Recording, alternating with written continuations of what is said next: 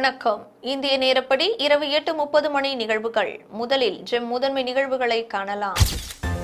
மழைக்காலம் முடிந்த பின் எதிர்க்கட்சி செய்த அக்கிரமத்தை தனி ஆணையம் அமைத்து விசாரணை நடத்தப்படும். முதலமைச்சர் ஸ்டாலின் பேட்டி.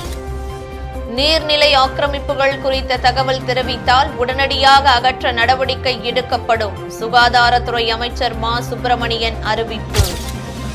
மழை நீர் தேங்காமல் இருக்க தமிழக அரசு விரைவில் நிரந்தர நடவடிக்கை எடுக்கும். அமைச்சர் அன்பரசன் உறுதி.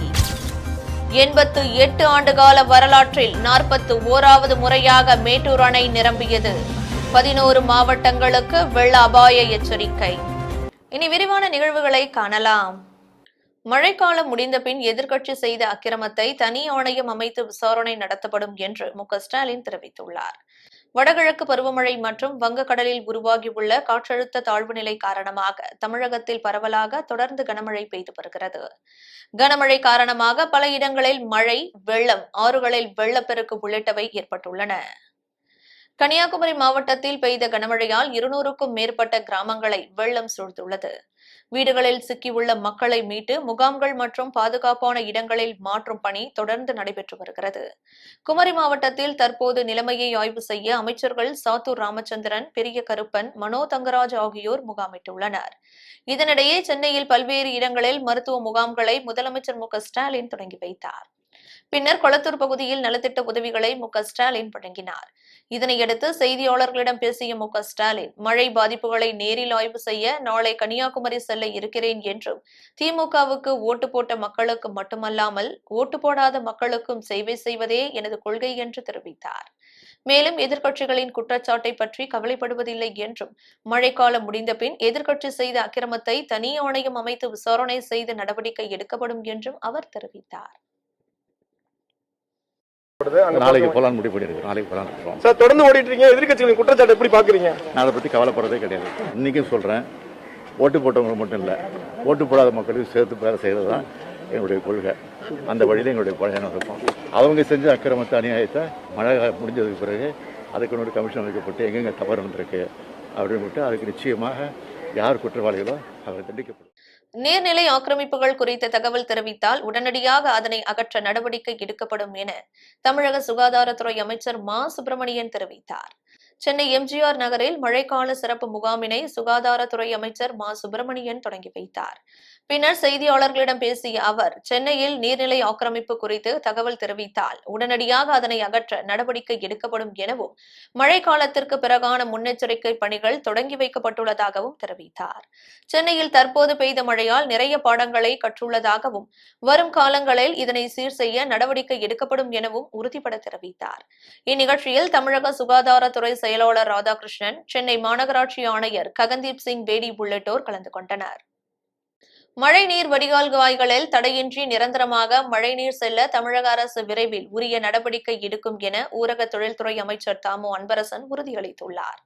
கடந்த வாரம் பெய்த கனமழையால் அம்பத்தூர் தொழிற்பேட்டையில் உள்ள தாழ்வான பகுதிகளில் மழைநீர் தேங்கி 350 தொழில் நிறுவனங்கள் மற்றும் 30 சாலைகளில் வெள்ள நீர் சூழ்ந்தது. இதனை ஊரக தொழில்துறை அமைச்சர் அன்பரசன் மற்றும் அம்பத்தூர் சட்டமன்ற உறுப்பினர் ஜோசப் சாமுவேல் ஆகியோர் நேரில் பார்வையிட்டனர். இதனைத் தொடர்ந்து செய்தியாளர்களை சந்தித்த அவர், அடைபட்டுள்ள மழைநீர் கால்வாய்கள் தூர்வாரப்பட்டு நிரந்தரமாக மழைநீர் செல்வதற்கான பணிகளை தமிழக அரசு மேற்கொள்ளும் என்று தெரிவித்த அவர், அந்த பணிகள் குறித்து முதல்வரிடம் பேசி விரைவில் நடவடிக்கை எடுக்கப்படும் என தெரிவித்துள்ளார். கடந்த ஒரு வாரமாக பெய்த அடைமழையின் காரணமாக அம்பத்தூர் ஏரியிலிருந்து வெளியேற்றக்கூடிய அந்த தண்ணீர் ரோட்டூருக்கு போனோம். அந்த ரோட்டூருக்கு போகிற அந்த சேனல்லாம் அடைபட்டுருக்குது. அதன் காரணமாக தொழிற்பேட்டை உள்ள தண்ணி கிட்டத்தட்ட ஒரு 300க்கும் மேற்பட்ட தொழில் நிறுவனங்கள் நடைபெறாமல் முடங்கிய நிலையில் இருக்கிறது. இதை அறிந்த நம்முடைய சட்டமன்ற உறுப்பினர் எங்களுடைய கவனத்தில் கொண்டு வந்தது. நேரடியாக நானும் ஒரு அரசு செயலாளர் எம்பியில் நேரம் பார்த்து நீங்கள் ஆய்வு செய்திருக்கிறோம். ஆய்வு செய்ததில் அந்த அம்பத்தூர்லேருந்து வர்ற அந்த ஏரி நிரம்பி வெளியேற்றுகிற அந்த தண்ணீர் போகக்கூடிய வழிகள்லாம் அடைபட்டிருக்கிறது. இதை விரைவில் சம்பந்தப்பட்ட ஒட்டுமொத்த துறையினுடைய அதிகாரிகளாம் அழைத்து பேசி இதற்கு நிரந்தரமாக வருகின்ற காலங்களில் எவ்வளோ மழை பெய்தாலும் இந்த தொழில் நிறுவனங்கள்லாம் பாதிக்கப்படாது என்பதை உணர்ந்து நம்முடைய மாண்புமிகு முதல்வருடைய கவனத்திற்கு கொண்டு சென்று நிரந்தரமாக ஒரு தீர்வை ஏற்படுத்துவதற்கு அரசு அதற்கான பணிகளை செய்து கொண்டிருக்கிறது. மேட்டூர் அணையில் 41வது முறையாக அதன் முழு கொள்ளளவை எட்டியுள்ளதால் 11 மாவட்டங்களுக்கு வெள்ள அபாய எச்சரிக்கை விடுக்கப்பட்டுள்ளது. சேலம் மாவட்டத்தில் உள்ள மேட்டூர் அணை கட்டிடப் பணிகள் 1925ஆம் ஆண்டு ஆங்கிலேயர்களால் தொடங்கப்பட்டு 1934ஆம் ஆண்டு கட்டி முடிக்கப்பட்டது. 125 அடி உயரம் கொண்ட இந்த அணையில் பாதுகாப்பு கருதி 120 அடி வரை மட்டுமே தண்ணீர் தேக்கப்படுகிறது. கர்நாடகாவின் கபினி மற்றும் KRS அணைகளில் இருந்து மேட்டூர் அணைக்கு வரும் நீர் சுரங்க மின் நிலையம் உள்ளிட்ட 3 இடங்கள் வாயிலாக வெளியேற்றப்படுகிறது. வெள்ளப்பெருக்கு காலங்களில் உதவிடும் வகையில் 16 கண் பாலம் என்ற உபரி நீர்ப்போக்கியும் உள்ளது. தமிழ்நாட்டின் மிகப்பெரிய அணையான மேட்டூர் அணையில் இருந்து திறந்துவிடப்படும் நீர் டெல்டா மாவட்ட விவசாயத்தின் ஜீவாதாரமாக உள்ளது. கடந்த சில நாட்களாக பெய்து வந்த தொடர் மழை காரணமாக மேட்டூர் அணைக்கு நீர்வரத்து அதிகரித்து வந்தது. இந்நிலையில் 2 ஆண்டுகளுக்கு பிறகு மேட்டூர் அணை அதன் முழு கொள்ளளவை எட்டியது. அணை கட்டி முடிக்கப்பட்டு 88 ஆண்டுகள் ஆன நிலையில் 41வது முறையாக முழு கொள்ளளவை எட்டியுள்ளது. சேலம், நாமக்கல், ஈரோடு, திருச்சி, கரூர், பெரம்பலூர், தஞ்சை, திருவாரூர், நாகப்பட்டினம், புதுக்கோட்டை உட்பட 12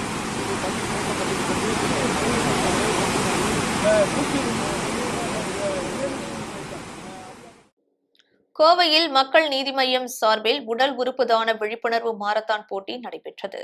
கோவையில் நவம்பர் 14 அன்று மக்கள் நீதி மய்யம் கட்சியின் தலைவர் கமலஹாசன் 67வது பிறந்த நாளை முன்னிட்டு உடல் உறுப்பு தானம் விழிப்புணர்வு மாரத்தான் போட்டி நடைபெற்றது. இதுகுறித்து மக்கள் நீதி மய்யத்தின் மாநில செயலாளர் அனுஷா ரவி மற்றும் கோவை மேற்கு மாவட்ட செயலாளர் சிட்கோ சிவா ஆகியோர் கூறுகையில், நாம் ஒருவரின் உடல் உறுப்புகளை தானம் செய்வதால் பலருக்கு உயிர் கிடைக்கும். கமலஹாசன் 2002ஆம் ஆண்டு மருத்துவ ஆராய்ச்சிக்காகத்தான் இறந்த பிறகு தனது உறுப்புகளை தானம் செய்துள்ளார் என்பது குறிப்பிடத்தக்கது. மாரத்தான் போட்டியில் சுமார் 500 ஆண்கள் மற்றும் பெண்கள் மற்றும் குழந்தைகள் கலந்து கொண்டனர். இவர்களுக்கு கமலஹாசன் உருவம் பொருந்திய டி-ஷர்ட், பதக்கம் மற்றும் சான்றிதழ்கள் வழங்கப்பட்டது.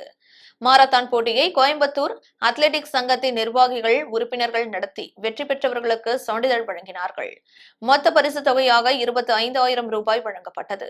இதில் ஏராளமான மக்கள் நீதி மய்யம் கட்சியினர் பலர் கலந்து கொண்டனர். பிறந்தநாள் 67வது பிறந்தநாளை ஒட்டி மேரத்தான் ஒன்று கண்டக்ட் பண்ணுறாங்க. ஆர்கன் டொனேஷனுடைய விழிப்புணர்வுக்காக டாக்டர் கமலஹாசன் அவர்கள் 2002ஆம் ஆண்டே சென்னை மருத்துவக் கல்லூரிக்கு தன்னுடைய உறுப்புகள் அனைத்தையும் ரிசர்ச்சுக்காக தானம் பண்ணியிருக்காரு. ஸோ அந்த விழிப்புணர்வு எல்லாத்துக்கும் வரணும். ஆர்கன் டொனேஷன் எத்தனையோ உயிர்களை காப்பாற்றும். அது விழிப்புணர்வு இளைஞர்களுக்கும் சின்ன குழந்தைகளுக்கும் வர்றதுக்காக இந்த மேரத்தான் இங்கே கண்டக்ட் பண்ணியிருக்கோம். இன்றைக்கி ரொம்ப நல்ல பார்ட்டிசிபேஷன். மோர் தென் 500 பீப்புள் வந்திருக்காங்க. குடியாத்தம் காவல்துறை சார்பில் திருநங்கைகளுக்கான பாதுகாப்பு மற்றும் உரிமை குறித்து ஆலோசனை கூட்டம் நடைபெற்றது. வேலூர் மாவட்டம் குடியாத்தம் காவல்துறை சார்பில் திருநங்கைகளுக்கான பாதுகாப்பு மற்றும் உரிமை குறித்து ஆலோசனை கூட்டம் குடியாத்தம் நெல்லூர்பேட்டை பகுதியில் உள்ள திருமண மண்டபத்தில் நடைபெற்றது. இதில் சிறப்பு அழைப்பாளராக வேலூர் மாவட்ட கூடுதல் அரசு வழக்கறிஞர் பாண்டியன் கலந்து கொண்டார். பின்னர் திருநங்கைகளுக்கான பாதுகாப்பு மற்றும் அவர்களின் உரிமைகள் குறித்து விழிப்புணர்வு ஏற்படுத்தும் வகையில் உரையாற்றினார். மேலும் 3ஆம் பாலினத்திற்காக அரசு நிதி மற்றும் வேலைவாய்ப்பு முன்னுரிமை உள்ளது, அதனை எவ்வாறு பயன்படுத்துவது உள்ளிட்டவை குறித்தும் கூறினார். இதில் குடியாத்தம், பேர்ணம்பட்டு, வரதராமி, மேல்பட்டி உள்ளிட்ட காவல் உட்கோட்டத்தில் இருந்து ஏராளமான காவல்துறையினர் மற்றும் திருநங்கைகள் பலர் கலந்து கொண்டனர். நீடாமங்கலம் இந்திய கம்யூனிஸ்ட் கட்சியின் ஒன்றிய செயலாளர் படுகொலையில் ஈடுபட்ட குற்றவாளிகளுக்கு தண்டனை வழங்க கோரி ஆர்ப்பாட்டம் நடைபெற்றது. திருவாரூர் மாவட்டம் திருத்துறைப்பூண்டி இந்திய கம்யூனிஸ்ட் கட்சியின் சார்பில் நீடாமங்கலம் இந்திய கம்யூனிஸ்ட் கட்சியின் ஒன்றிய செயலாளர் நடேசன் தமிழார்பன் நவம்பர் 10ஆம் தேதி சமூக விரோதிகளால் கூலிப்படையின் மூலம் படுகொலை செய்யப்பட்டார்.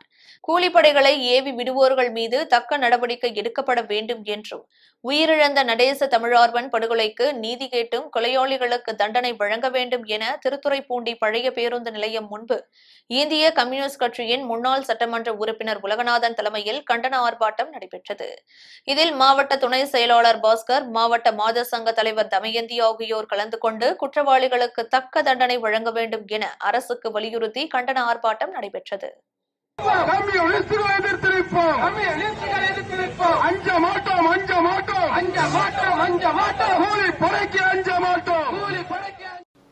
விளம்பர இடைவேளைக்கு பின் ஜெம் நிகழ்வுகள் தொடரும்.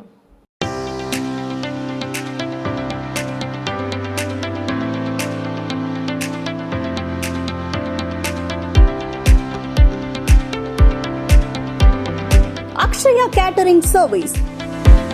உயர்தரமான முறையில் சமையல் செய்து மக்களின் நன்மதிப்பையும் பெயர் ஆதரவையும் பெற்று வரும் அக்ஷயா கேட்டரிங் சர்வீஸ். திருமணம், சீமந்தம், கிரகப்பிரவேசம், மஞ்சள் நீராட்டு விழா, பிறந்தநாள் விழா, காதணி விழா போன்ற உங்கள் இல்லத்தில் நடைபெறும் அனைத்து சுப நிகழ்ச்சிகளுக்கும் சுவையான முறையில் டிஃபன் மற்றும் சாப்பாடு வகைகள் நியாயமான விலையில் உங்கள் உறவினர்கள் மற்றும் நண்பர்கள் பாராட்டும் வகையில் தயார் செய்து உங்கள் இல்லத்திற்கு வந்து சர்வீஸ் செய்து தருகிறோம். உங்கள் ஆதரவை நாடும் அக்ஷயா கேட்டரிங் சர்வீஸ்.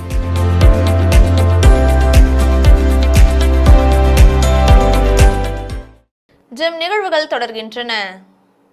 கோபிச்செட்டிப்பாளையம் அருகே மண்பாண்ட தொழிலில் ஈடுபட்டுள்ள தொழிலாளர்களுக்கு முன்னாள் அமைச்சர் செங்கோட்டையன் அடையாள அட்டைகளை வழங்கினார். ஈரோடு மாவட்டம் கோபிச்செட்டிப்பாளையம் அருகே வாணிப்புத்தூர் பகுதியில் 100க்கும் மேற்பட்ட குடும்பத்தினர் மண்பாண்ட பொருட்களை உற்பத்தி செய்யும் தொழிலில் ஈடுபட்டுள்ளனர். இந்நிலையில் மண்பாண்ட தொழிலில் ஈடுபட்டுள்ள கலைஞர்களுக்கு பல்வேறு நலத்திட்டங்கள் அடங்கிய அடையாள அட்டைகள் வழங்கும் நிகழ்ச்சி வாணிப்புத்தூர் சமுதாய கூடத்தில் நடைபெற்றது. இந்நிகழ்ச்சியில் முன்னாள் அமைச்சர் செங்கோட்டையன் கலந்து கொண்டு 50க்கும் மேற்பட்ட மண்பாண்ட கலைஞர்களுக்கு அடையாள அட்டையை வழங்கினார்.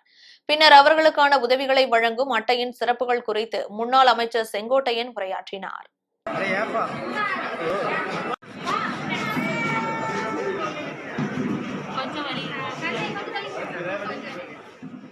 கள்ளக்குறிச்சியில் நடைபெறுகின்ற வாக்காளர் பட்டியல் பெயர் சேர்த்தல் திருத்தம் சிறப்பு முகாமினை மாவட்ட தேர்தல் பார்வையாளர் மற்றும் மாவட்ட ஆட்சியர் பார்வையிட்டார். கள்ளக்குறிச்சி மாவட்டத்தில் இந்திய தேர்தல் ஆணையம் அறிவிப்பின்படி வாக்காளர் பட்டியல் சிறப்பு சுருக்கமுறை திருத்த சிறப்பு முகாம் பல்வேறு இடங்களில் நடைபெற்று வருகின்றது. கள்ளக்குறிச்சி அரசினர் ஆண்கள் மேல்நிலைப் பள்ளியில் நடைபெற்ற சிறப்பு முகாமினை மாவட்ட தேர்தல் பார்வையாளர் மகேஸ்வரன் மற்றும் மாவட்ட ஆட்சியர் மற்றும் மாவட்ட தேர்தல் அதிகாரி ஸ்ரீதர் ஆகியோர் பார்வையிட்டனர். அதேபோல் இந்த முகாம் வருகின்ற நவம்பர் 30ஆம் தேதி வரை நடைபெறும் என்று தெரிவிக்கப்பட்டது. மேலும் சிறப்பு முகாமில் மாவட்ட வருவாய் அலுவலர் விஜயபாபு, சார் ஆட்சியர் சரவணன் மற்றும் வட்டாட்சியர் விஜய பிரபாகரன் மற்றும் வருவாய் அலுவலர்கள் பங்கேற்றனர். குறிஞ்சிப்பாடி அருகே வடிகால் வாய்க்கால் உடைப்பு ஏற்பட்டு 2000 ஏக்கர் நெற்பயிர்கள் நீரில் மூழ்கி நாசமானதால் விவசாயிகள் வேதனையடைந்துள்ளனர். கடலூர் மாவட்டம் குறிஞ்சிப்பாடி அருகே மருவாய், ஓணாங்குப்பம், கல்குணம், திருவண்ணைநல்லூர் ஆகிய பகுதிகளில் 2000 ஏக்கருக்கு மேல் விவசாயிகள் சம்பா நெற்பயிர் நடவு செய்துள்ளனர். கடந்த ஒரு வாரமாக பெய்த கனமழையால் மழை நீரும் NLC சுரங்க நீரும் மருவாய் கிராமம் வழியாக பொதுப்பணித்துறைக்கு சொந்தமான வயல் ஓடை வழியாக பரவனாறு சென்றடைகிறது. இதனால் ஓடை வடிகால் வாய்க்கால் முறையாக தூர்வாரப்படாததால் உடைப்பு ஏற்பட்டு மருவாய், ஓணாங்குப்பம், கல்குணம், திருவண்ணைநல்லூர் ஆகிய பகுதிகளில் உள்ள விளைநிலங்களில் சுமார் 2000 ஏக்கருக்கு மேல் நெற்பயிர்கள் நீரில் மூழ்கி அழுகியுள்ளன. இதனால் விவசாயிகள் வேதனையடைந்துள்ளனர். இதனை மாவட்ட நிர்வாகமும் தமிழக அரசும் உடனடியாக பார்வையிட்டு நடவடிக்கை எடுக்க வேண்டும் என்று அப்பகுதி மக்கள் கோரிக்கை விடுத்துள்ளனர். கடந்த ஒரு 15 நாளாக எங்கள் ஊரில் வந்து மழை தண்ணி தேங்கி ஒரு 1500 ஏக்கர் அளவுக்கு பயிரெலாம் வீணாக போயிடுச்சு. இதில் வந்து வடக்க நெய்வேலிலேருந்து கொள்ளுகாரங்கோட்டிலேருந்து வர பயிர் தண்ணி பூரா எங்கள் ஊர் வழியாக தான் வந்து வடிஞ்சாகணும். இதுக்கு சரியான வடிகால் இல்லை. ஆற்றுலையும் சின்ன பாதையாக போட்டிருக்காங்க, தண்ணி வடியத்துக்கு சட்டு போட்டிருக்காங்க. வழி தண்ணி வடிய மாட்டேங்குது. அதனால் வந்து இதை தமிழக அரசு வந்து தக்க நடவடிக்கை எடுத்து இது எங்களுக்கு தண்ணி வடியத்துக்கு இந்த வடிகால் வாய்க்கால் வெட்டி கொடுக்கணும். இது வரைக்கும் எந்த அதிகாரியும் வந்து எங்களை வந்து பார்க்கல சார். எங்களை வடிகால் வெட்டுன்னு எங்களுக்கு எந்த அதிகாரி வந்து இந்த பயிர் சேதத்தை வந்து இன்னும் பார்க்கல எங்களுக்கு. தஞ்சை அருகே தென்குடி திட்டையில் குருபெயர்ச்சியை முன்னிட்டு குரு பகவானுக்கு சிறப்பு அபிஷேகம் நடைபெற்றது. தஞ்சாவூர் மாவட்டம் தென்குடி திட்டையில் அமைந்துள்ள குரு பரிகார தலமான சுகந்த குந்தாளம்பிகை உடனுரை வசிஷ்டேஸ்வரர் ஆலயம் அமைந்துள்ளது.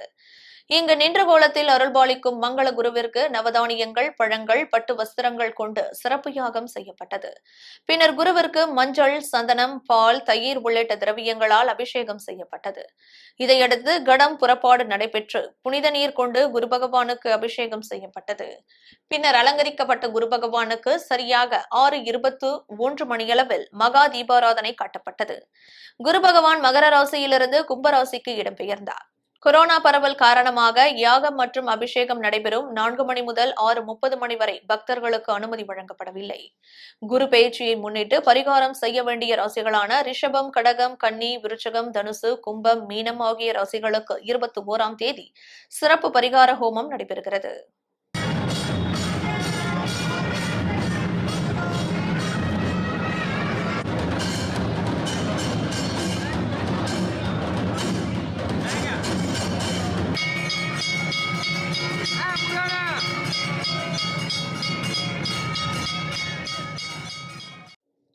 சென்னை ஆலந்தூர் அருகே பல்லவபுரத்தில் உதயநிதி ஸ்டாலின் பிறந்த நாளை முன்னிட்டு புதிய மன்ற பலகை திறப்பு விழா மற்றும் நலத்திட்ட உதவிகள் வழங்கும் விழா நடைபெற்றது.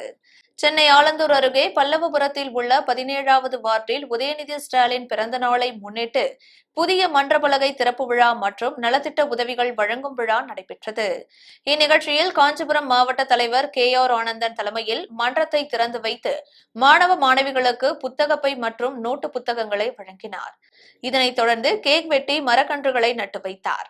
இதில் மன்ற தலைவர் கிஷோர், செயலாளர் ஜோஷ்வா, மாவட்ட பொருளாளர் ஆலந்தூர் இளமாறன், பல்லவபுரம் நகரமன்ற தலைவர் ஞானம், காஞ்சி மாவட்ட துணைத் தலைவர் சாய் பிரசாத், பல்லவபுரம் நகர நிர்வாகிகள் தினேஷ், ஸ்டாலின், டேனி, திமுக நிர்வாகிகள் தாமோதரன், முருகையன், பார்த்திபன், சிலம்பரசன் மற்றும் மன்ற உறுப்பினர்கள் சதீஷ், சித்தார்த், பிரசாந்த், ஈஸ்வர், கலையரசன் உட்பட பலர் கலந்து கொண்டனர். தொடர்ந்து 44 நிகழ்ச்சி அண்ணன் உதயநிதி ஸ்டாலின் அவர் பிறந்தநாளை முன்னிட்டு நிகழ்ச்சி நடைபெறுவதாக மாவட்ட தலைமையின் சார்பாக முடிவெடுக்கப்பட்டு தொடர்ந்து நிகழ்ச்சிகள் நடைபெற்றது. சமீபத்தில் கனமழையால் பாதிக்கப்பட்ட மக்களுக்கு உணவு வழங்கினோம். எங்களது நிகழ்ச்சியெல்லாம் நிறுத்திட்டு மீண்டும் வெயில் அடிக்க துவங்கியதாலும் இயல்பு வாழ்க்கை நடைபெறுவதாலும் மீண்டும் பிறந்தநாள் நிகழ்ச்சி கொண்டாடப்படுகிறது. இன்றைய நிகழ்ச்சியில் பல்லாரம் நகரத்துக்கு உட்பட்ட ஜோஷ்வா மன்ற செயலாளர் ஜோஷ்வா ஏற்பாட்டில் நகர கிஷோர் இவர்களின் ஏற்பாட்டில் நகர தலைவர் ஞானம் முன்னிலையில் இந்த நிகழ்ச்சி சிறப்பாக நடைபெற்றது. தூத்துக்குடி மாவட்டம் ஸ்ரீவைகுண்டம் அடுத்துள்ள ஆறுமங்கலத்தில் வீற்றிருக்கும் ஐகோர்ட் மகாராஜா சுடலைமாடன் கோவில் வரலாறு குறித்து நமது ஜெம் தொலைக்காட்சியில் விரிவாக பார்க்கலாம்.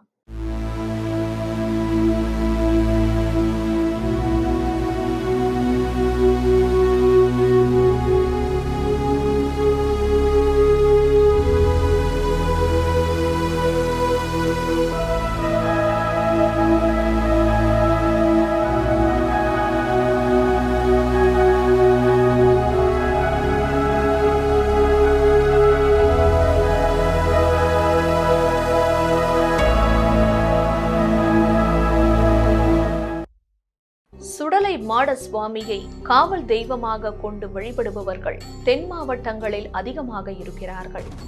அப்படிப்பட்ட ஒரு கோவில்தான் தூத்துக்குடி மாவட்டத்தில் அமைந்திருக்கும் ஹைகோர்ட் மகாராஜா சுடலைமாட சுவாமி கோவில். இவர் சிவனுக்கும் பார்வதிக்கும் மகனாக பிறந்தவர் என்று கூறப்படுகிறது. அந்த காலங்களில் பெரிய மண்டபங்களை எல்லாம் மாடம் என்ற பெயர் கொண்டு அழைப்பார்கள். பார்வதி கைலாயம் என்னும் இடத்தில் 1000 தூண்களை கொண்ட மண்டபத்தில் விளக்கின் சுடரில் இருந்து வரும் வெளிச்சத்தில் பிறந்ததால் சுடலை மாடன் என்ற பெயரை கொண்டார். ஆறுமுகமங்கலம் எனும் கிராமத்தில் சின்னான் என்று பெயர் கொண்ட ஒருவர் வாழ்ந்து வந்தார். இவருக்கு உறவு என்று சொல்லிக் கொள்ள யாரும் இல்லை. தனியாகத்தான் வசித்து வந்தார். இவர் மாடு மேய்க்கும் தொழில் செய்பவர். வசதி படைத்தவர்களின் வீட்டில் இருக்கும் மாடு கன்றுகளை மேய்த்து அதில் வரும் வருமானத்தில் தன் வாழ்க்கையை ஊட்டிக் கொண்டிருந்தார். அப்படி ஒரு நாள் காட்டில் மரத்தடியில் மாடுகளை கட்டிவிட்டு ஓய்வு எடுத்துக் கொண்டிருக்கும் போது ஒரு அப்பாவியை 2 முரடர்கள் வெட்டுவதற்காக துரத்தி கொண்டு வருவதை சின்னான் கண்டுள்ளார். அந்த அப்பாவி தன்னை காப்பாற்றிக் கொள்ள அந்த முரடர்கள் காலில் விழுந்து கெஞ்சி இருக்கிறான். இதனை பார்த்து கொண்டிருக்கும் சின்னாவுக்கு அந்த அப்பாவியை காப்பாற்ற வேண்டும் என்ற எண்ணம் இருந்தாலும் அந்த முரடர்களிடம் சண்டை போடும் அளவிற்கு சக்தியும் தைரியமும் அவனிடம் இல்லை. அந்த 2 முரடர்கள் அந்த அப்பாவியின் காலை முதலில் வெட்டி கீழே தள்ளிவிட்டனர். இந்த சம்பவம் நடந்து கொண்டிருக்கும் அந்த இடத்தின் எதிரே ஒரு சுடலைமாட சாமியின் கோவில் இருந்தது. அந்த அப்பாவியானவன் தன் உயிரை காப்பாற்றிக் கொள்ள அந்த 2 முறைகளையும் பார்த்து, நீங்கள் செய்யும் பாவங்களை அந்த சுடலைமாட சுவாமி பார்த்து கொண்டிருக்கிறார். என்னை வெட்டாமல் விட்டு விடுங்கள், இல்லை என்றால் உங்களை தண்டிக்க அவர் நேரில் வருவார் என்றும் கூறி பார்த்தான். ஆனால் அந்த 2 முரடர்களும் அந்த பேச்சை காதில் வாங்காமல் அந்த அப்பாவியின் தலையை வெட்டி தலை வேறு முண்டம் வேறாக வீசிவிட்டு சென்று விட்டனர். இந்த சம்பவத்தை சின்னான் அந்த அப்பாவியின் மனைவியிடமும் ஊர் மக்களிடமும் தெரிவித்தான். மனைவியானவள் இறந்த தன் கணவனின் காலை பிடித்து கொண்டு அழுததை சின்னானால் தாங்கிக் கொள்ள முடியவில்லை. இந்த அப்பாவியை வெட்டி கொன்ற அந்த 2 முரடர்களுக்கு எதிராக நான் சாட்சி கூறுகிறேன் என்று அந்த ஆதரவற்ற மனைவிக்கு தைரியம் கூறினான் சின்னான். சாட்சி கூறினால் அந்த 2 முரடர்கள் தண்டனை கிடைப்பது நிச்சயம். இதை அறிந்த அந்த முரடர்கள் சின்னானை சாட்சி கூற வரக்கூடாது என்று தன் கூட்டாளிகளுடன் சேர்ந்து போய் மிரட்டினார்கள். இதற்கு சின்னான் பயப்படவில்லை என்பதால் அவனை ஒரு பாழடைந்த மண்டபத்திற்குள் வைத்து கட்டி பூட்டிவிட்டார்கள். இந்த வழக்கு கோர்ட்டிற்கு வந்துவிட்டது. சாட்சிக்காக சின்னானை அழைத்த போதுதான் அந்த அதிசயம் நடந்தது. கட்டடத்திற்குள் அடைத்து வைத்திருந்த சின்னான் கோர்ட்டில் நேராக வந்து அந்த 2 முரடர்களுக்கு எதிராக சாட்சி சொல்லிவிட்டான். இது எப்படி சாத்தியமாகும் என்ற குழப்பம் அந்த 2 முரடர்களுக்கும் அவனது கூட்டாளிகளுக்கும் இருந்தது. கூட்டாளிகள் அந்த பாழடைந்த மண்டபத்திற்குள் போய் பார்த்தால் சின்னான் கட்டியபடி அப்படியேதான் மயக்கத்தில் படுத்திருந்தான். அப்படி என்றால் கோர்ட்டில் வந்து நீதிபதியிடம் சாட்சி சொன்னது யார்? அந்த அப்பாவியானவன் தன் உயிரை இழக்கும் சமயத்தில் அந்த சுடலைமாட சாமி சாட்சியாக வந்து உங்களை தண்டிக்கும் என்று கூறினான் அல்லவா? அதுபடியே அந்த சுடலைமாட சுவாமி சின்னான் ரூபத்தில் வந்து சாட்சி சொல்லி இருக்கிறார் என்பதுதான் உண்மை. இந்த சம்பவத்திற்கு பிறகுதான் அந்த ஊர் மக்கள் சுடலைமாட சுவாமியை ஹைகோர்ட் சுடலைமாட சாமி என்று அழைத்து வந்தனர். விளம்பர இடைவேளைக்கு பின் ஜெம் நிகழ்வுகள் தொடரும்.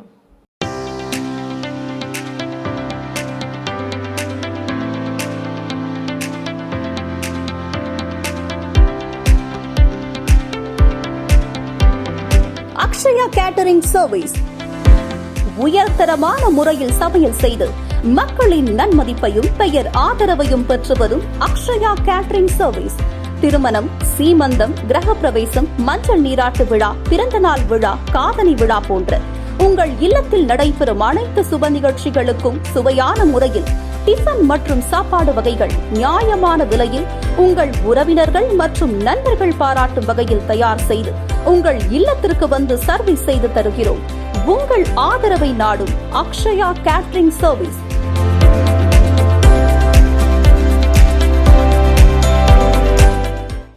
ஜெம் நிகழ்வுகள் தொடர்கின்றன.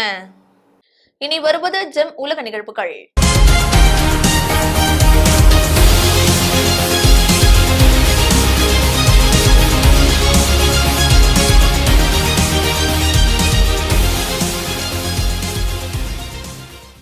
இந்தோனேசியாவில் எண்ணெய் நிறுவனத்தின் சேமிப்பு கிடங்கில் ஏற்பட்ட பயங்கர தீ விபத்தால் சுற்றுவட்டார பகுதி மக்கள் முன்னெச்சரிக்கை கருதி அங்கிருந்து வெளியேற்றப்பட்டனர். இந்தோனேசியாவின் ஸ்லாகேப் நகரில் உள்ள பெர்டமினா எண்ணெய் சுத்திகரிப்பு நிறுவனத்தின் சேமிப்பு கிடங்கில் திடீரென பயங்கர தீ விபத்து ஏற்பட்டது. அனைத்து பகுதிகளுக்கும் தீ பரவியதால் அங்கு பெரும் சேதம் ஏற்பட்டுள்ளது. தீயை அணைக்கும் பணியில் தீயணைப்பு படையினர் ஈடுபட்டுள்ளனர். தீ பரவ தொடங்கியதும் அப்பகுதியில் இருந்த மக்கள் வெளியேற்றப்பட்டதால் பெரும் சேதம் தவிர்க்கப்பட்டது. அதே சமயம் தீ விபத்து நிகழ்ந்ததற்கான காரணம் குறித்து அதிகாரிகள் விசாரித்து வருகின்றனர். தீ விபத்து காரணமாக அப்பகுதியில் பரபரப்பு நிலவுகிறது. கொரோனா தடுப்பூசியின் பூஸ்டர் டோஸ் என்பது ஒரு ஊழல். இதை உலக நாடுகள் தடுக்க வேண்டும் என உலக சுகாதார அமைப்பு கடும் கண்டனம் தெரிவித்துள்ளது. வளர்ந்த நாடுகளில் கையாளப்படும் கொரோனா தடுப்பூசி நிலவரம் குறித்து உலக சுகாதார அமைப்பு கடும் கண்டனத்தை பதிவு செய்துள்ளது. இதுகுறித்து உலக சுகாதார அமைப்பின் தலைவர் டெட்ரோஸ் கூறும்போது, வருமானம் குறைந்த நாடுகளில் போடப்படும் முதல் டோஸ் தடுப்பூசியை காட்டிலும் வளர்ந்த நாடுகளில் ஒவ்வொரு நாளும் சராசரியாக 6 மடங்கு அதிக அளவில் கொரோனா தடுப்பூசியின் பூஸ்டர் டோஸ்கள் செலுத்தப்படுகின்றன என்று தெரிவித்தார். ஏழை நாடுகளுக்கு தடுப்பூசிகள் விநியோகிக்கப்பட்ட பின் குறைந்தது 1 வருடத்திற்கு பின்னர் பூஸ்டர் டோஸ்கள் பற்றி வளர்ந்த நாடுகள் முடிவெடுக்கலாம் என்று தெரிவித்த அவர், அதுவரை பூஸ்டர் டோஸ் போடுவதை நிறுத்தி வைக்க வேண்டும் என்றும் அவர் தெரிவித்தார். இனி வருவது ஜெம் விளையாட்டு நிகழ்வுகள்.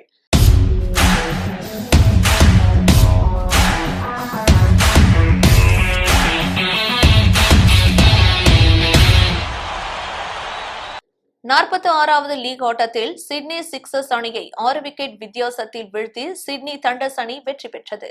மகளிர் பிக் பாஷ் 20 ஓவர் கிரிக்கெட் தொடரில் இன்று காலை நடைபெற்ற 46வது லீக் ஆட்டத்தில் சிட்னி சிக்ஸர்ஸ் அணியை 6 விக்கெட் வித்தியாசத்தில் வீழ்த்தி சிட்னி தண்டர்ஸ் அணி வெற்றி பெற்றது. ஆஸ்திரேலியாவின் மிக பிரபலமான 20 ஓவர் தொடர் பிக் பாஷ் லீக் இந்த ஆண்டுக்கான மகளிர் பிக் பாஷ் லீக் கடந்த மாதம் தொடங்கி நடைபெற்று வருகிறது. இதில் Melbourne Renegades, Melbourne Stars, Brisbane Heat, Hobart Hurricanes, Perth Scorchers, Sydney Thunders, Adelaide Strikers, Sydney Sixers என மொத்தம் 8 அணிகள் பங்கேற்றன. இன்று காலை நடைபெற்ற போட்டியில் முதலில் பேட் செய்த சிட்னி சிக்ஸர்ஸ் அணி 20 ஓவர்கள் முடிவில் 6 விக்கெட்டுகளை இழந்து 94 ரன்கள் குவித்தது. அந்த அணியின் தரப்பில் எலிஸ் பெர்ரி 40 பந்துகளில் 40 ரன்கள் குவித்தார். 95 ரன்கள் எடுத்தால் வெற்றி என்ற இலக்குடன் களமிறங்கியது சிட்னி தண்டர்ஸ் அணி. சிட்னி தண்டர்ஸ் அணியின் தொடக்க வீராங்கனையாக களமிறங்கிய நட்சத்திர இந்திய வீராங்கனை ஸ்மிருதி மந்தனா 39 பந்துகளில் 45 ரன்கள் அடித்து அணியின் வெற்றிக்கு வழிவகுத்தார்.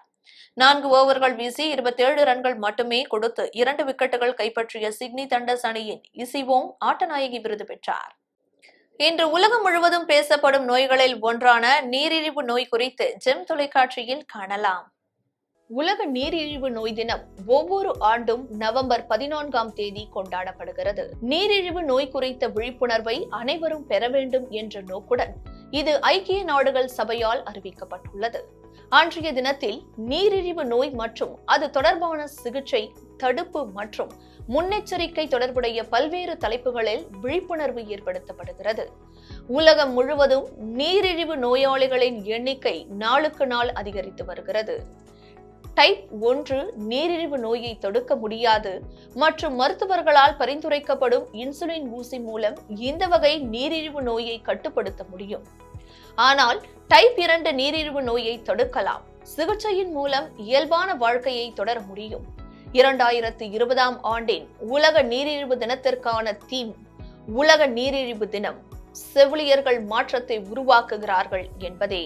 2020ஆம் ஆண்டில் உலக நீரிழிவு தின பிரச்சாரம் நீரிழிவு நோயை தடுப்பதற்கும் நிர்வகிப்பதற்கும் செவிலியர்கள் வகிக்கும் முக்கிய பங்கை அங்கீகரிப்பதிலும் ஊக்குவிப்பதிலும் கவனம் செலுத்தியது. செவிலியர்கள் பொதுவாக நோயாளிகளுடன் நேரடி தொடர்பில் இருப்பவர்கள். அவர்கள் நோயாளிகளுக்கு சிறந்த ஆலோசனைகளை வழங்குவதன் மூலமும் சிறந்த கவனிப்பை வழங்குவதன் மூலமும் நோயை பெருமளவில் கட்டுப்படுத்த முடியும். நீரிழிவு நோய்க்கு பயன்படுத்தும் இன்சுலின் மருந்தினை சார்லஸ் பெஸ்ட் மற்றும் ஜான் ஜேம்ஸ் ரிக்கட் ஆகியோருடன் இணைந்து 1922இல் ஃபிரெட்ரிக் பாண்டிக் என்பவர் கண்டுபிடித்தார். இவரது பிறந்த தின நினைவாகவே நவம்பர் 14ஆம் தேதி நீரிழிவு நாளாக நினைவு கூறப்பட்டு வருகிறது. ஐநா சபை நீல நிறத்திலான வளையத்தை அடையாள சின்னமாக வெளியிட்டு இந்த நோய் குறித்த விழிப்புணர்வை ஏற்படுத்துகிறது. 2016ஆம் ஆண்டுக்கு பிறகு நீரிழிவு நோய் விழிப்புணர்வு தினம் பெருமளவில் அனைவரிடத்திலும் சென்று சேர்ந்தது. நீரிழிவு நோயாளிகளின் உடல் மற்றும் மனநலன்கள் முக்கியமானதாக கருதப்படுகிறது. நோய் குறித்த விழிப்புணர்வை ஏற்படுத்துதல் மற்றும் நோயாளிகளுக்கு உயிர்காக்கும் மருந்துகளை உருவாக்குவதற்கான நிதியை திரட்டுதல் போன்றவை இந்த நாளின் மையமாக உள்ளது. இரத்தத்தில் உள்ள அதிகப்படியான சர்க்கரை அளவு உடலால் இரத்தத்திலிருந்து சர்க்கரையை உடல் செல்களுக்கு அனுப்ப முடிவதில்லை என்பதையே காட்டுகிறது. இந்நிலை கண்டுகொள்ளப்படாமல் விடப்படும் போது அது நீரிழிவு நோயாக மாறுகிறது. இந்த டெக்னாலஜி யுகத்தில் உடற்பயிற்சிகள் இல்லாதது நீரிழிவு நோய்க்கு மிக முக்கிய காரணமாக உள்ளது. குழந்தைகளுக்கும் கூட சர்க்கரை நோய் இருப்பதை கவனிக்க முடிகிறது. இயற்கை முறையில் மருந்துகள் இல்லாமலேயே இரத்தத்தில் உள்ள சர்க்கரை அளவை குறைக்க முடியும். ரெகுலரான உடற்பயிற்சி நீரிழிவு நோயை கட்டுப்படுத்த உதவுகிறது. மேலும் உடல் எடையை கட்டுக்குள் வைத்திருக்க உதவுகிறது. உடற்பயிற்சியின் போது தசை அசைவுகள் இரத்தத்தில் உள்ள சர்க்கரையை பயன்படுத்துகிறது. எனவே நீரிழிவு நோய் வராமல் தடுக்க சில எளிய உடற்பயிற்சிகள் விறுவிறுப்பான நடைப்பயிற்சி, ஓட்டம், நீச்சல், நடனம், சைக்கிளிங் போன்றவை உதவும். அதிக அளவிலான கார்போஹைட்ரேட் கொண்ட உணவுகளை எடுத்துக்கொள்வது இரத்தத்தில் சர்க்கரை அளவை அதிகரிக்கக்கூடும். எனவே அவற்றை தவிர்ப்பது சிறந்தது. உடல் எடை நீரிழிவு நோயை உருவாக்கும் வாய்ப்புகளை குறைக்கிறது மற்றும் உடலில் உள்ள இரத்த சர்க்கரை அளவை கட்டுப்படுத்துகிறது.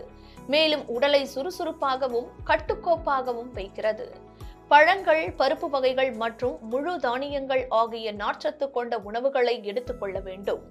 நார்ச்சத்து கார்போஹைட்ரேட்டுகளின் சர்க்கரை செரிமானத்தையும் சர்க்கரையை உறிஞ்சுவதையும் மெதுவாக்குகிறது. இதனால் இரத்தத்தில் சர்க்கரை அளவை குறைக்க உதவுகிறது. மன அழுத்தம் உடலில் குளுக்கோன் மற்றும் கார்டிசோல் போன்ற ஹார்மோன்களை சுரக்க செய்கிறது. இதன் விளைவாக இரத்தத்தில் சர்க்கரை அளவு அதிகரிக்கிறது. எனவே வழக்கமான உடற்பயிற்சிகள், யோகா மற்றும் தியானம் ஆகியவை மன அழுத்தத்தை குறைக்க உதவும். தண்ணீர் குடிப்பதன் மூலம் உடலில் டீஹைட்ரேட் ஏற்படாமல் தடுக்கிறது மற்றும் ஆரோக்கியமான சிறுநீரக செயல்பாட்டின் மூலம் இரத்தத்தில் உள்ள அதிகப்படியான சர்க்கரையை வெளியேற்றுவதை ஊக்குவிக்கிறது. இடையூறும் இல்லாமல் தூங்குவது நீரிழிவு நோயை உருவாக்கும் அபாயத்தை குறைக்க உதவுகிறது.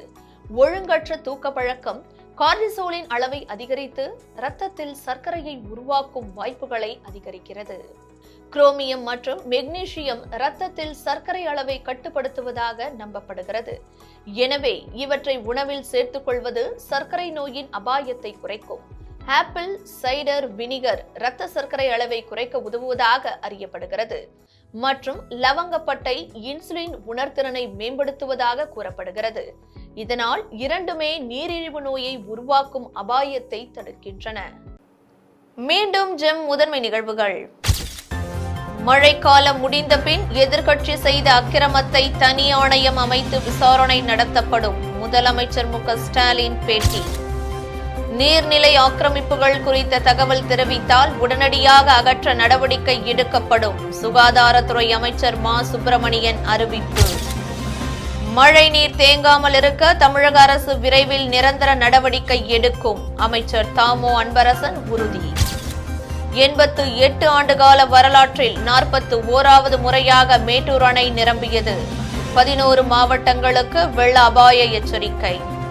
இத்துடன் ஜெம் நிகழ்வுகள் நிறைவடைகின்றன. மீண்டும் நிகழ்வுகளை காண இணைந்திருங்கள் ஜெம் தொலைக்காட்சியுடன். நன்றி, வணக்கம்.